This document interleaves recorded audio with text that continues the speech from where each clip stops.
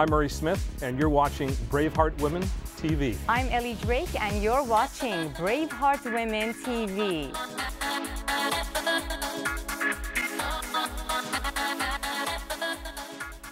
Hello, everyone, and welcome. You're watching Braveheart Women TV. I'm Ellie Drake, and this is your professional success show. The prospect of running your own business can be scary, but the idea of running a failing business, now that's an absolute nightmare.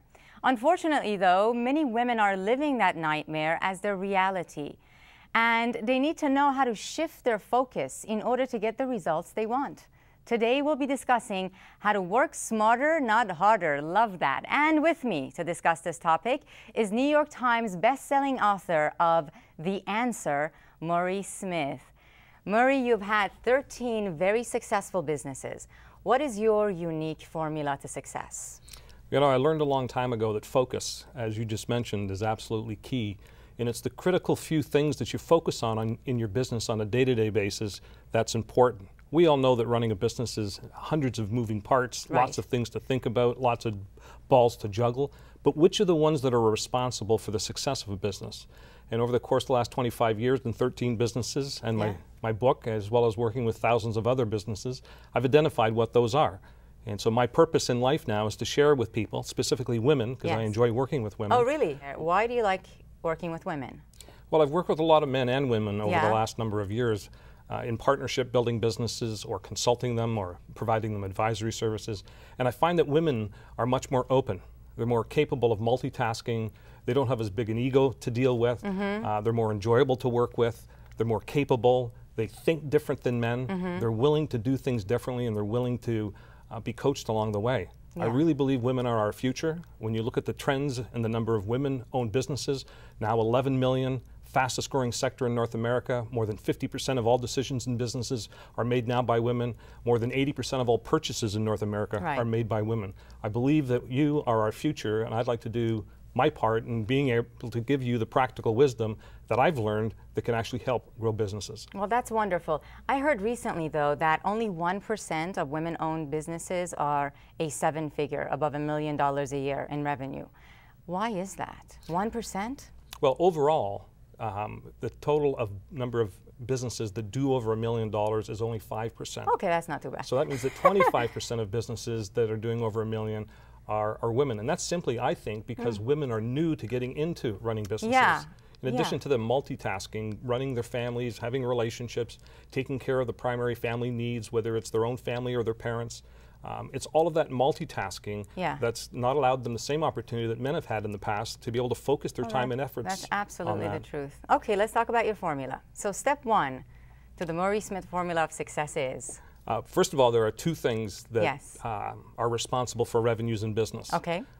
And I try to oversimplify things because of a learning disability I had when I was younger. I had to go through the process of breaking it down to very basic concepts. Which learning disability? I had an underdeveloped brain. I was actually not allowed to go to regular school. I'd failed regularly in school, and so they took me out and put me in a school for kids with special needs. And over the course of my time in school, educated me and conditioned me to believe that I wouldn't amount to much in life. And then, in fact, I would end up becoming a factory worker or a construction worker. I ended up cleaning sewers for 2 years when I first got out of school. So my internal conditioning matched up with my external circumstances. And then how did you change that? Well, when I started working for the people in the sewer company and other companies thereafter, I realized they weren't any smarter for me academically or on the IQ list. They were just doing things differently. And so not knowing any differently, I just watched what they were doing. And from job to job, I noticed that there was a handful of things that the people that were very successful, millionaire business owners, were focused on. And so I focused those until it became time for me to go out and start up my own business. I love that you said my internal conditioning was matching my external circumstances. So is that the first step, to make sure your internal conditioning can support new external circumstances, or did I just add a step to your formula? No, not at all. Not at all. The book, The Answer, is really about the first half. It's all about the mental conditioning. It's all about how your brain works and how it functions in conjunction with the business and who you are as individuals. And so we've dedicated that part of the book to ensuring that people have got the right conditioning, the right mental mindset the right paradigm, because old beliefs don't serve them any longer. Yeah. What you were thinking about a year ago doesn't serve you today. So you've got to change your beliefs, change your paradigm, and change the way you think. The second half of the book is where we talk about the strategies, those critical few things that I've mentioned, Yes. that are a part of the formula for what we call attract more clients. Okay, good. So the first critical strategy is learning who your ideal client is. okay. And our formula for success with attract more clients. That's okay. You're talking to a lot of women. You can say sex. It just slipped out. It must have been in my subconscious or something. There you go. It's okay. Yes. But we believe in the formula of attracting more clients. It doesn't mean go out and convince them, knock them over the head, and drag them back to your business and hard sell them. Yeah. Attract more clients uses a bit of the law of attraction to be able to do that. And in doing that, you need to know who your ideal client is.